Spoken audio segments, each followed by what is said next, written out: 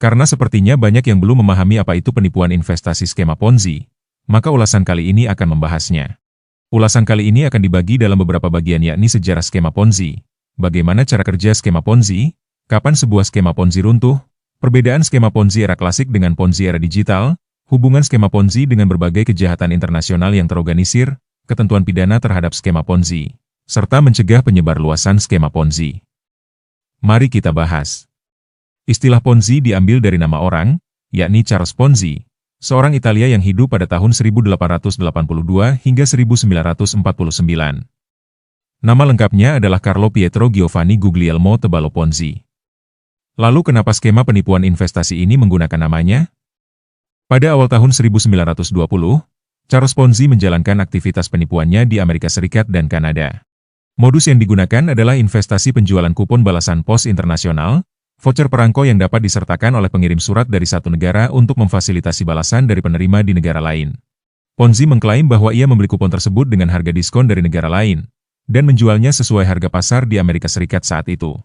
Ia menjanjikan keuntungan kepada para investornya, sebesar 50% untuk jangka waktu investasi selama 45 hari, dan keuntungan 100% untuk jangka waktu investasi selama 90 hari. Karena investasi yang dijalankannya merupakan investasi fiktif, dan ketika terjadi gagal bayar karena jumlah investor baru yang bergabung tidak lagi bisa mengimbangi jumlah keuntungan yang harus dibayarkan kepada para investor lamanya, Ponzi mulai dilaporkan, bahkan sampai diinvestigasi oleh surat kabar Boston Post dan menghadapkan Ponzi pada penyelidikan kriminal. Ponzi akhirnya dijatuhi hukuman penjara 5 tahun pada 1 November 1920. Dan setelah bebas, ia kemudian dipenjara lagi selama 9 tahun karena tuntutan hukuman dari negara federal. Ponzi kemudian dideportasi dari Amerika Serikat pada tahun 1934. Sejak saat itu, modus penipuan investasi fiktif, di mana keuntungan investor lama dibayarkan dari penyertaan modal investor baru, dikenal sebagai skema Ponzi. Sejak modus penipuan ini dilakukan oleh Charles Ponzi, skema ini tidak berubah hingga saat ini. Yang berbeda hanyalah profil perusahaan yang digunakan, portofolio investasinya, serta cara penyebaran dan merekrut investornya. Sudah disebutkan sebelumnya, jika skema Ponzi merupakan sebuah kegiatan investasi fiktif. Kegiatan investasi tersebut sama sekali tidak ada. Keuntungan yang dibayarkan kepada para investornya, bukan bersumber dari hasil kegiatan investasi, melainkan murni berasal dari penyertaan modal dari para investor baru. Itu sebabnya, investasi skema Ponzi mengharuskan investornya untuk merekrut investor baru untuk bisa mendapatkan keuntungan. Cara yang dilakukan terkesan tidak memaksa, yaitu dengan memberikan bonus komisi untuk setiap investor baru yang berhasil direkrut. Itu sebabnya, dalam era digital ini, perekrutan investor dilakukan dengan cara membagikan link aplikasi yang disertai dengan kode undangan pendaftaran, yang akan menjadi hak klaim komisi bagi yang mengundang. Dari setiap deposit investor baru yang menggunakan kode undangan tersebut, si pengundang bisa mendapatkan komisi. Ini bisa dilihat pada setiap marketing plan dari setiap investasi skema Ponzi. Karena skema Ponzi sepenuhnya bersumber dari penyertaan modal investor baru, maka skema ini akan terus berjalan selama penyertaan modal investor baru mampu mengimbangi jumlah keuntungan yang harus dibayarkan kepada para investor lama. Namun itu hanya soal waktu hingga akhirnya skema ini mencapai titik jenuhnya hingga akhirnya runtuh. Kapan waktunya? Tidak ada satupun yang bisa memperkirakannya secara tepat, selain bandar Ponzi atau dalang di balik penipuan tersebut. Namun, tanda-tandanya bisa terlihat. Jika sebuah skema Ponzi semakin gencar melakukan promosi seperti mengadakan bakti sosial, event dengan berbagai hadiah, memberikan cashback, dan sebagainya, itu merupakan gejala awal bahwa sesungguhnya skema tersebut sedang berada dalam situasi sekarat dan menuju kehancurannya. Kenapa? Keseimbangan sebuah skema Ponzi tergantung pada perbandingan antara jumlah penyertaan modal investor baru terhadap keuntungan yang harus dibayarkan kepada para investor lama. Ketika jaringannya makin membesar, jumlah keuntungan yang harus dibayarkan kepada para investor lama juga semakin banyak. Namun ketika jumlah penyertaan modal investor baru sudah tidak sebanding lagi, maka skema ini mulai runtuh. Untuk mencegahnya, mereka harus gencar melakukan berbagai bentuk promosi. Dengan harapan, bisa merekrut banyak investor baru sehingga mampu menstabilkan kembali skemanya, memperpanjang masa penipuannya, sehingga bisa terus memberikan keuntungan haram bagi para pecandunya. Namun jika seluruh kegiatan promo tersebut tidak berhasil mendatangkan jumlah investor baru sesuai target, maka skema tersebut akan runtuh. Selain aktivitas promo yang dilakukan, biasanya juga ditunjukkan dengan berbagai masalah, seperti mulai adanya akun yang dibekukan karena dianggap sudah tidak produktif, serta kegagalan dalam melakukan penarikan dengan berbagai alasan, seperti perawatan situs web, dan sebagainya. Namun, tidak semua skema Ponzi runtuh secara alamiah. Ada berbagai faktor yang bisa menyebabkan keruntuhan sebuah skema Ponzi. Misalnya saja, ketika sebuah skema masih berjalan dan berada dalam fase kejayaannya, skema tersebut tercium keberadaan oleh otoritas penegakan hukum dan berhasil dihentikan. Atau bisa saja skema Ponzi tersebut justru dihentikan oleh bandar Ponzi itu sendiri, tanpa adanya tanda-tanda yang menunjukkan bahwa skema tersebut sedang dalam fase sekarat. Jadi, itu sepenuhnya tergantung pada keputusan sang bandar Ponzi itu sendiri. Karena skema Ponzi sepenuhnya bergantung pada penyertaan modal investor baru dan selalu berujung runtuh, selamanya skema Ponzi akan selalu merugikan bagi mereka yang tidak bisa mengembangkan jaringan dan mereka yang bergabung menjelang keruntuhannya. Saya menggunakan istilah klasik dan era digital untuk membedakan kapan waktu sebuah skema Ponzi dijalankan, yakni antara masa sebelum atau di saat era digital, era internet, atau era media sosial. Jika dibandingkan dengan skema Ponzi klasik, secara kuantitatif, daya rusak skema Ponzi era digital jauh lebih besar. Setidaknya ada dua hal yang terkait daya rusak yang membedakan skema Ponzi klasik dengan skema Ponzi digital. Apa saja? Yang pertama, terkait dengan penyebarluasannya, atau cara perekrutan investornya. Jika perekrutan investor pada skema Ponzi klasik dilakukan secara tatap muka, maka pada era digital, dilakukan melalui media sosial. Melalui perekrutan secara tatap muka, daya sebar Ponzi klasik jauh lebih rendah. Paling banyak jika dilakukan melalui kegiatan pertemuan publik. Namun berbeda dengan penyebarluasan Ponzi di era digital yang bisa dilakukan melalui berbagai platform media sosial. Daya sebarnya berkali-kali lipat lebih luas dibandingkan dengan Ponzi era klasik, dan tidak memiliki batasan ruang dan waktu. Karena sifat penyebaran yang sangat masif ini, siapapun bisa jadi sasarannya, termasuk keluarga atau teman kita. Dengan mode secara tatap muka, para investornya masih memiliki peluang untuk mengenal siapa yang mengajak mereka berinvestasi. Berbeda dengan perekrutan melalui media sosial, di mana peluang itu semakin kecil bahkan bisa dikatakan telah hilang. Begitu mudah dan banyaknya akun media sosial palsu yang sengaja dibuat oleh para pemain Ponzi untuk mengincar para korbannya. Apalagi sejak adanya teknologi AI yang memungkinkan memanipulasi wajah bahkan suara, para investornya tidak bisa memastikan siapa yang telah mengajak mereka berinvestasi.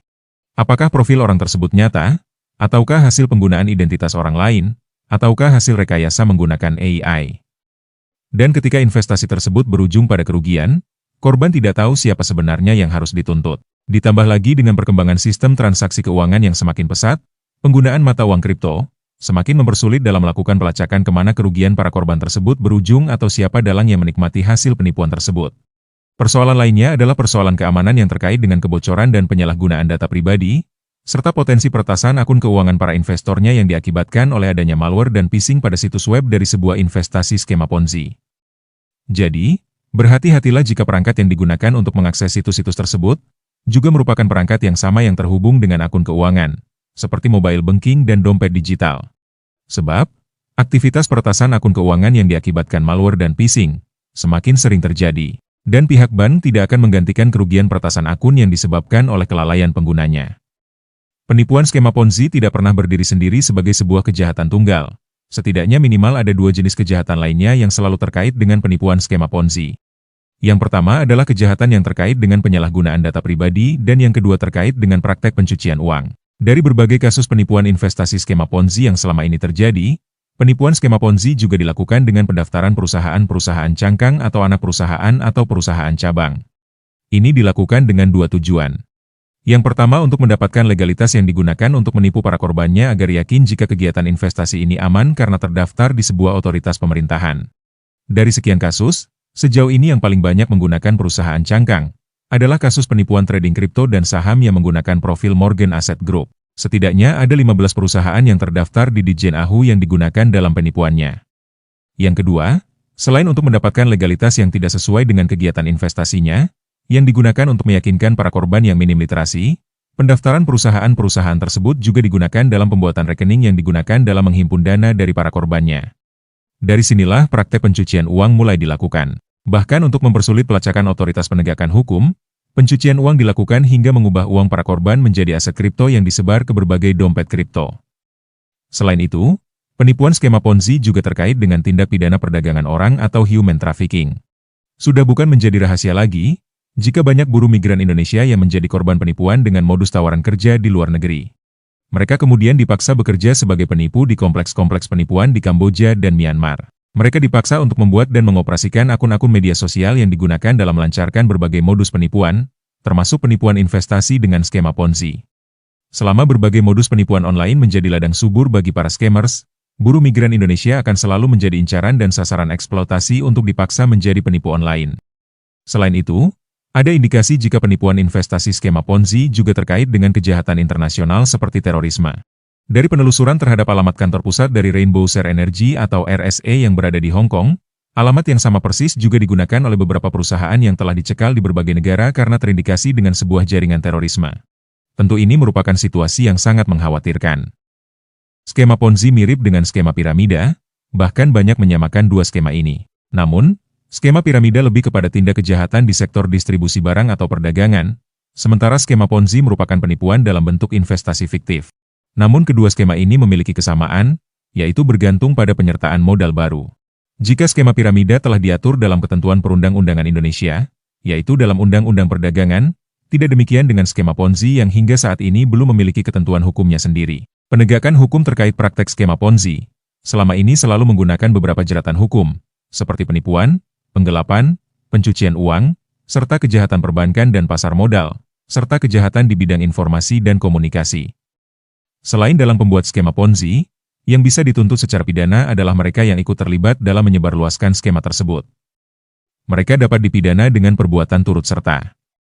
Sebab, sebuah skema Ponzi tidak akan pernah bisa menyebar luas dan merugikan begitu banyak orang, tanpa ada yang menyebarluaskannya. Itu sebabnya, kenapa saya selalu menyarankan para korban penipuan investasi skema Ponzi, untuk menuntut mereka yang berstatus sebagai ketua tim, mentor, manajer, direktur, atau apapun istilah yang digunakan dalam sebuah jaringan skema Ponzi.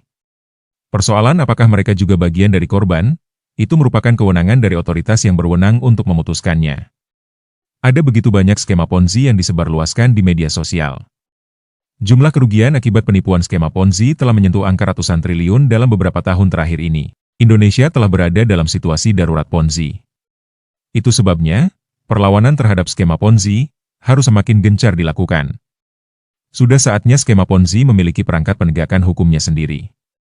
Selain itu, perlawanan terhadap penipuan skema Ponzi harus lebih mengedepankan tindak pencegahan terhadap penyebarluasannya. Karena jika sudah terlanjur menyebarluas dan merugikan rakyat, akan sangat susah untuk menemukan pelakunya, menyelamatkan aset, dan menggantikan kerugian yang dialami oleh para korbannya. Oleh karena itu, pemerintah harusnya mengembangkan sistem deteksi dan peringatan dini terkait keberadaan sebuah investasi skema Ponzi. Menghentikan aktivitasnya sejak terdeteksi di awal. Tentu saja, itu tidak bisa dilakukan tanpa melibatkan partisipasi publik secara luas. Sayangnya layanan yang dikembangkan pemerintah baru-baru ini, yakni portal Sipasti yang dibuat khusus sebagai saluran pelaporan masyarakat untuk investasi ilegal dan pinjaman online ilegal, justru belum mampu melibatkan partisipasi masyarakat secara luas. Sebab, dari form data atau informasi yang harus diisi, masih menggunakan perspektif korban, di mana jenis informasi tersebut hanya bisa diketahui oleh mereka yang menjadi investor atau setidaknya telah mendaftar menjadi investor. Mengingat situs-situs web aplikasi Ponzi juga terkadang terdeteksi malware dan phishing, siapa yang mau membahayakan diri untuk mendaftarkan diri hanya untuk mendapatkan informasi tersebut agar bisa melaporkannya kepada Satgas Pasti? Harusnya, data atau informasi seperti itu merupakan bagian pendalaman penyelidikan yang dilakukan Satgas Pasti setelah mendapatkan laporan dari masyarakat. Semoga saja, ini bisa menjadi masukan bagi Satgas Pasti. Karena hanya dengan melibatkan partisipasi publik secara luas, sebuah skema Ponzi bisa terdeteksi dan dicegah sejak dini sebelum banyak memakan korban. Akhir kata, ini hanya merupakan sebuah opini. Pilihan ada di tangan kalian, apakah masih mau berinvestasi di penipuan skema Ponzi atau tidak. Namun setiap pilihan memiliki resikonya yang harus ditanggung. Sekian ulasan ini, semoga bermanfaat.